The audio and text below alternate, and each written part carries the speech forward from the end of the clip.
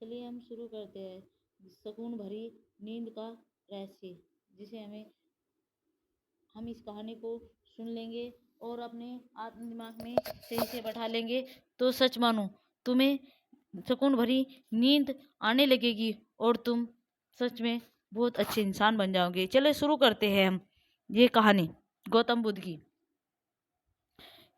एक एक दिन किसी गांव में पहुंचे हुए वहां कुछ ऐसे अज्ञानी लोग थे जो बुद्ध के विरोध थे। वे बुद्ध को अपशब्द कहने लगे। यह देखकर बुद्ध के शिष्यों को बहुत बुरा लगा। उन्होंने बुद्ध से इसका विरोध करने का आग्रह किया तो बुद्ध ने उन्हें समझाने की को कहा, ये लोग तो अपशब्द है कि ही कह रहे हैं। यदि यह पत्थर भी मार रहे हैं तो होते भी कहता है कि मारने दो। मैं जानता हूँ कि ये कुछ कहना चाहते हैं लेकिन क्रोध के कारण यह कह नहीं पा रहे हैं। 10 साल पूर्ण यदि यही लोग मुझे गाली देते तो मैं इन्हीं गाली देता, किंतु अब मैं न लेने देने से मुक्ति मिल गई है। अब शब्द निकलते हैं यहाँ तो क्रोध भाव का ढह चुका है। बुद्ध के विचार सुनकर कहने लगे हैरान रह गए। बुद्ध ने आगे अपने शिष्य से कहा, इन लोगों को बताए हुए पिछले गांव में क्या हुआ। शिष्य ने बताया, वहां के लोग फल व मिठाई लेकर आए थे और अपने यह कहकर वे चीजें लौटा दी कि अब लेने वाला विदा हो चुका है। 10 साल पहले आते तो यह सभी उपहार ले लेता। बुद्ध बोला, उन लोगों ने मिठाई गांव में बांट दी लेकिन आप यह शब्द गांव में ना बांटे। आप मुझे क्रोध नहीं दिला सकते। ठीक उसी खुटी की तरह जो किसी को नहीं टांग लोग उसे वस्त्र पर आवश्यक टांग देते हैं। कथा का सार यह है कि साक्षी भाव से सच्चे संत की पहचान है। जो अच्छे बुरे लाभ हानि अपना पराया के शारीरिक भाव से मुक्त हो जाता है, उसी से ही संत की प्राप्ति होती है। एक राजा अपने पुरुषार्थ से राज्य को समृद्ध बना दिया था। राज्य में रन बड़ी सुखी थी क्योंकि वह प्रत्येक वर्ण के हितों का ध्यान में रखकर काम करता था। जब राजा वृद्ध हुआ तो उसे योग्य उत्तराधिकारी को चिंता सताने लगी, क्योंकि उसे लगता कि योग्य उत्तराधिकारी के बिना सुव्यवस्था अव्यवस्था में बदल जाएगी और प्रजा की परेशानी बढ़ जाएगी। हालांकि राजा एक बड़ा था किंतु वह अत्यधिक आलसी और कर्महीन था। वह स्वयं को मालिक समझता और शेष सभी को गुलाम। यह अहंकार उसके आचरण में सदैव झलकता था। राजा उसे सुधारने के उद्देश्य से बुद्ध के आश्रम में छोड़ आया और बुद्ध ने अगले ही दिन राजकुमार को आदेश दिया, वैसे यहाँ से 5 कोस एक जंगल है, तुम वहाँ जाकर फूलों के कुछ पौधे ले आओ और उन्हें आश्रम के अतिथि में ले। तो यह सुनते ही राजकुमार को बड़ा क्रोध आया, क्योंकि उसने तो देना ही सीखा था, क्योंकि उसके पिता ने बुद्ध को बात मनाने को कहा था। इसलिए वह मान मारकर जंगल गया और फूलों के पौधे लेकर आश्रम में ले गया। राजकुमार ने उन्हें सींचा। जानवरों से बचाने के लिए उनकी रात दिन रखवाल की और महीनों में सारा आश्रम भांति भांति के सुंदर फूलों से खिल उठा। राजकुमार अपनी मेहनत को ऐसा फल देखकर बहुत प्रसन्न हुआ। बुद्ध ने उसे शाबाशी देते हुए वस्तु याद रखो, जो सोता है उसका भाग्य भी सो जाता है और जो चलता है उसका भाग्य भी निरंतर उसके साथ चलता है। अब राजकुमार कर्म बन चुका था। राजा को अपना योग्य उत्तराधिकारी मिल गया था। कर्म सफलता की कुंजी है, अतः सदैव कर्म करते रहना चाहिए।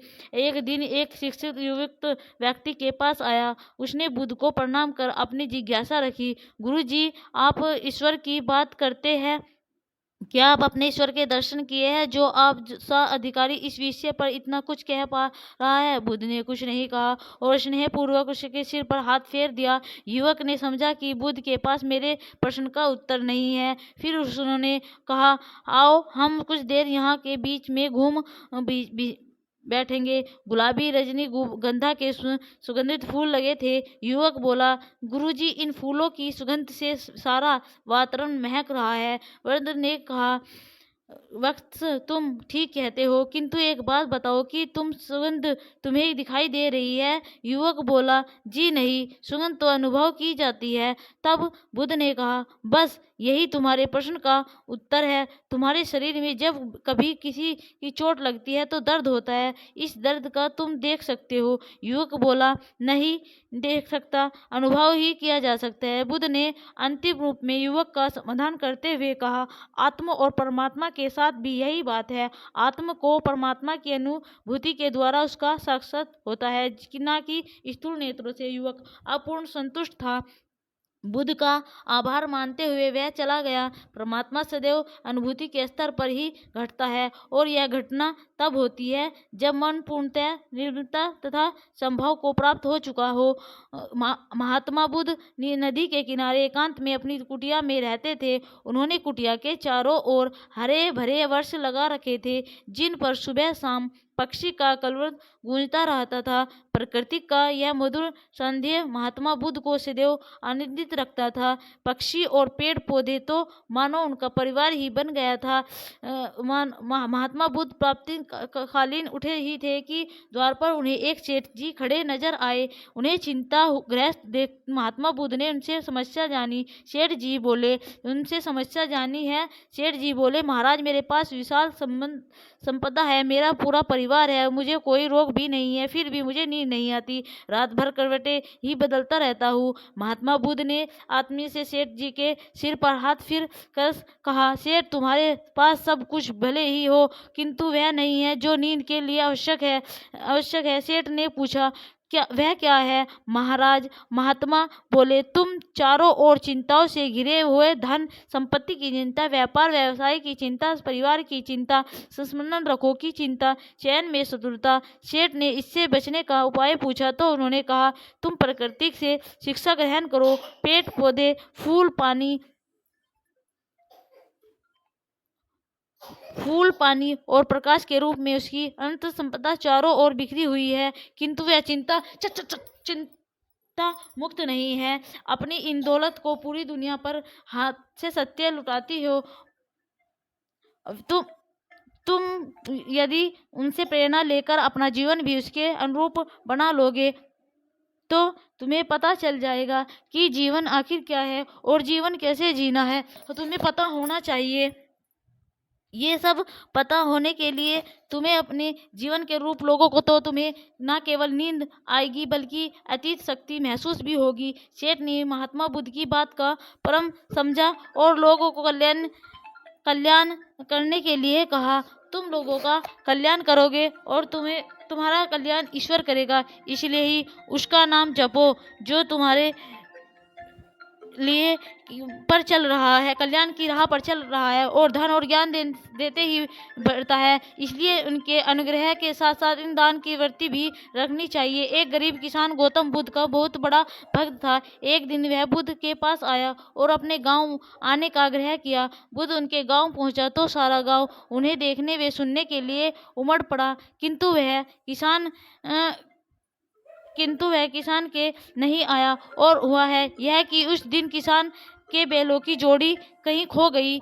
इस दुविधा में रहा कि वर्द का प्रवचन सुनो या अपने बैलों को खोजने वाली सोचने के बाद उसने अपने बैलों को खोजने भटकने लगा और बैल फिर थका हारा किसान घर आया और भोजन कर सो गया। अगले ही दिन वह अंति संकोच से पहुंचा तो वह बड़े स्नेह से बोला, मेरी दृष्टि यह किसान मेरा सच्चा अनुयायी है, इसने उपदेश से अधिक महत्व क्रम का फल दिया है। यदि यह कल बैलों को न ढूंढते तो उपदेश सुनता, तो मेरी बात इसकी समझ में नहीं आती, क्योंकि मैंने बैलों में अटका रहता इनसे क्रम को महत्व देकर प्रश्नीय काम किया। यह सार है कि हम जहाँ जिस भूमि में हो उसका ईमानदारी से निर्वाह करें, यही सच्ची आत्मिकता है, क्योंकि प्रत्येक धर्म क्रम का ही संपूर्ण महत्व देता है। गौतम बुद्ध को उनके अनुयायी यदि स्नेह से कहीं बुलाते तो वे अवश्य जाते। फिर जब बुद्ध पहुंचते तो श्रोता की भारी भीड़ उमड़ पड़ती। बुद्ध के वचनों जो अमृत होता था उसका पान करना सभी को प्रतीत करना लगता है। उनके उपदेशों में ऐसा कुछ आवश्यक होता है जिससे गंभीर समस्या सुलझ जाती है और कुछ न कुछ सार्थक भी प्राप्त हो। सार यह है कि हम जहाँ जिस भूमि में हो उसका ईमानदारी से निर्वाह करें, यही सच्चाई आधुनिकता है, क्योंकि प्रत्येक धर्म कर्म को ही सर्वोपरि महत्व देता है। गौतम बुद्ध के पास उनका प्रिय शिष्य पूर्ण पहुंचा। बुद्ध का ध्यान अवस्था में बैठे थे। पूर्ण के पहुंचने पर उन्होंने आंखें खोली, थोड़ी सी खोली और पूर्ण से आने का कारण पूछा तो उसने बताया, मैं धर्म प्रचार के लिए जानना चाहता हूँ, आपकी आज्ञा चाहिए। बुद्ध मुस्कुराए और कहा, आपकी आज्ञा।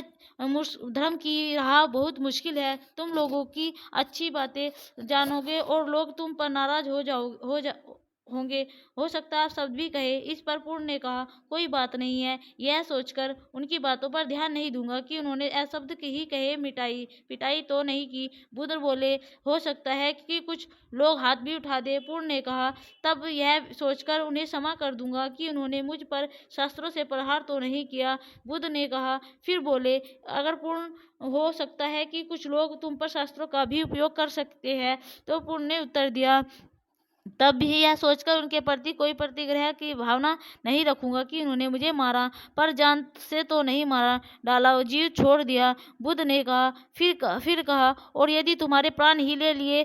तब पूर्ण ने कहा, सिर झुकाकर कहा, तब मैं उनका आभारी रहूंगा कि उन्होंने धर्म के मार्ग पर मेरे प्राणों का उत्सर्जन करने के उनके प्रति कृत रहूंगा। तब बुद्ध ने आंखें खोली और आशीर्वाद देकर अनुमति दी तथा पूर्ण से कहा, अब तुम धर्म प्रचार करने के पास हो। जो किसी भी कोई दोष ना दे वही सच्चा है। अच्छाई के मार्ग पर चलना बहुत मुश्किल है और काम करते अच्छाई के मार्ग पर चलना बहुत मुश्किल काम है। जो यह राह पर चलता है उनके मार्ग में अनेक बाधाएं आती है, लेकिन जो व्यक्ति किसी भी दोष ना देखे वही बाधा हो सकता है, पार कर सकता है, अपने लक्ष्य को पूरा पा सकता है। एक बार गौतम बुद्ध जब वन से गुजर रहे थे, तब एक राक्षसी हाथ में तलवार लेकर प्रकट हुई और कहा, अरे बुद्ध, आज तुम्हारे प्रेम मेरी घृणा के सामने झुकना है पड़ेगा। आज तुम्हारे जीवन का अंतिम दिन है। बुद्ध ने मुस्कुराते हुए उत्तर दिया, मैं घृणा, उपहास और देश के आगे नमस्त नहीं होऊंगा। मैं निंदा, प्रशंसा अथवा उपहास किसी भी से भी प्रभावित नहीं होता हूँ। तुम मुझसे इतनी घृणा करती हो, पर मैं तो तुमसे भी प्रेम करता हूँ। राक्षसी ने पूछा, तुम मुझसे प्रेम क्यों करते हो? बुद्ध ने बोले, मैं तुम्हें इसलिए प्रेम करता हूँ क्योंकि तुम बुद्ध बोले, क्योंकि रूप दे माँ तो प्रेम का रूप होती है, उसमें हिंसा का ही नहीं। इतना सुनते ही राक्षस के साथ हाथ में तलवार गिरी पड़ी। ए बुद्ध, तुम धन्य हो। इतने ही वह देवी में बदल गई और अंतर्ध्यान हो गई। दरअसल जो लोग दूसरों से द्वेष करते हैं, अंत में एक दिन घृणा उन्हें नष्ट कर देती है। घृणा से घिरे हुए लोगों को एक दिन घृणा में ले डूबती है। प्रेम सत्य के अवर्ण से ढका होता है, सत्य से जुड़ा होता है। व्यक्ति सदैव आनंद से जीता है। सत्य को केवल अपने तक सीमित मत रखो, उसे अपने कर्मों में ढालना और सत्य रूपी गुलाब की खुशबू है। अपने कर्म को प्रेम और सत्य में डुबाकर करो।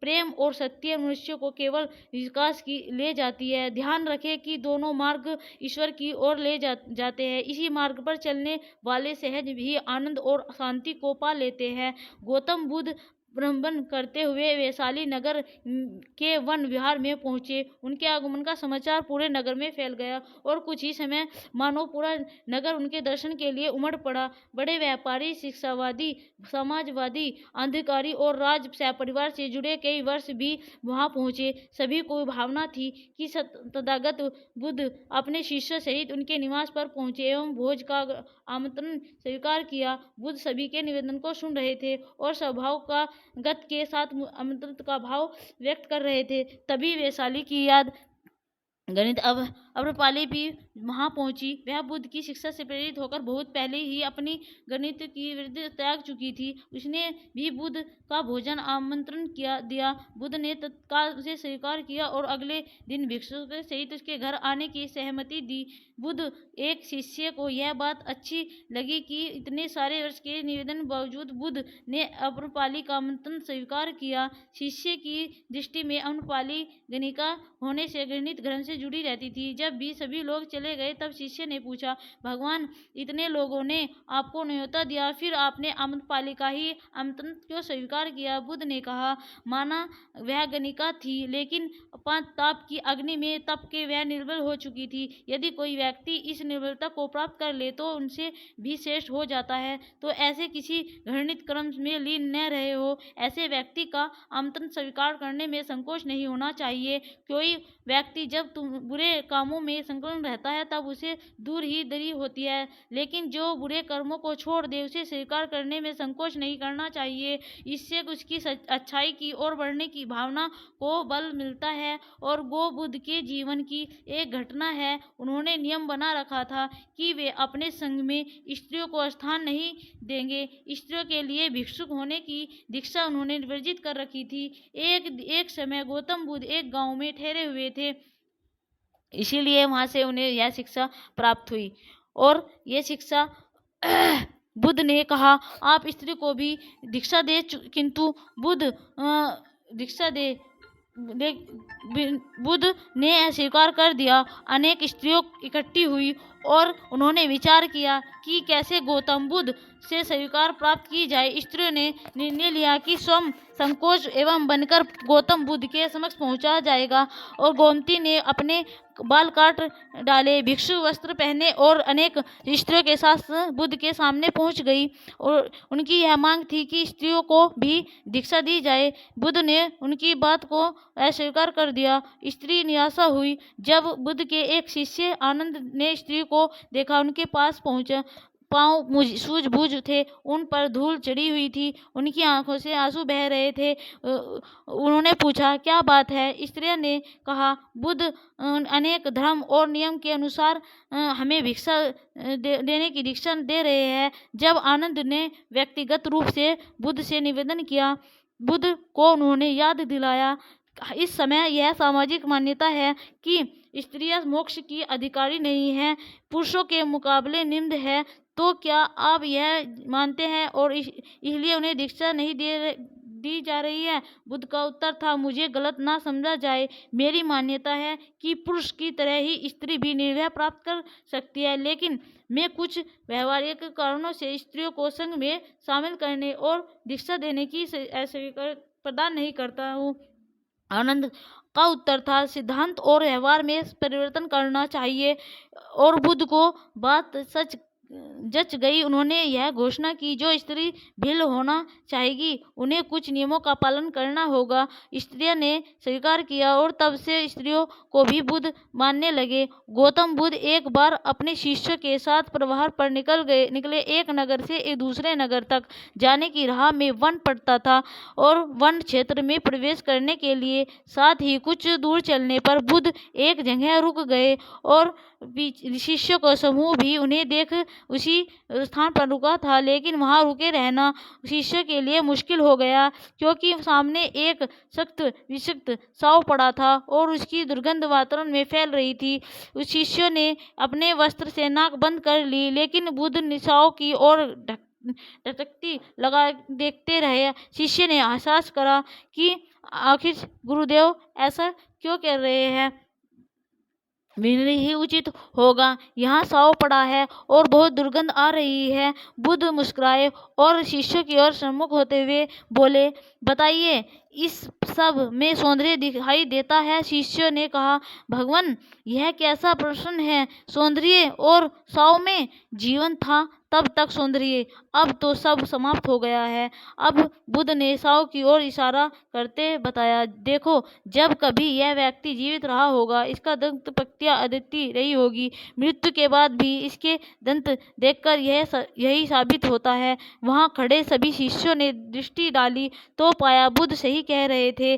तब शिष्य को भान हुआ कि साँव में भी अच्छाई हो सकती है। दरअसल सौंदर्य निर्लज से भी नजर आ सकता है। केवल साँव यह है कि दृष्टि बुद्ध के समान बुराई से भी अच्छाई देखने वाली होनी चाहिए। गुलाब की तरह एक शाखा में फूल की तुलना में कांटे ही अधिक होते हैं, पर वह फूल चुनौते से कांटे नहीं।